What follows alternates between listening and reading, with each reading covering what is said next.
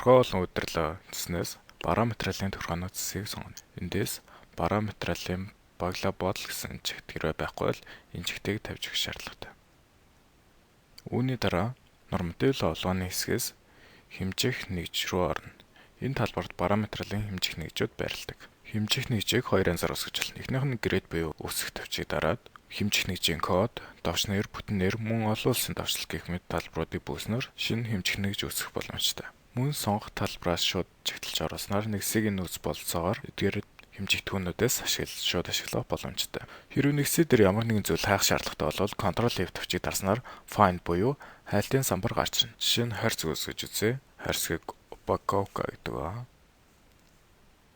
Энэ харьцаг байна. Эндээс уртлын чигтийг чигтэлж өгөөд ок төвчийг дарснаар шинээр хэмжих нэгж үүслээ. Эндээс ороо шалгуул олон улсын давшил код гэх талбарууд бүлэгдсэн ба эндээс өөрсдөндөө ойлгомжтойгоор нэрлэе. Мөн норматив лолооны хэсэгт савлгаа гэсэн талбар нэгдсэн ба жишээ нь ундааны савлгаа үсгэн. Эндээс грейд төвчийг дараад нэршлэн бичнэ. Хэмжих нэгжийн ширхэг.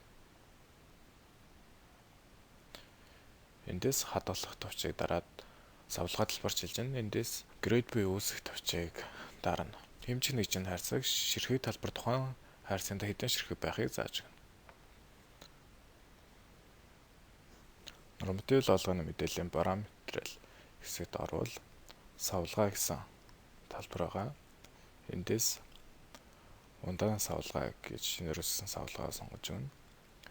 Хадгалаад эндээс дэд хэсгээс савлгаа талбарыг үзвэл хайрцагт хэдэн ширхэг байхыг тогтоосон талбарууд харагдана.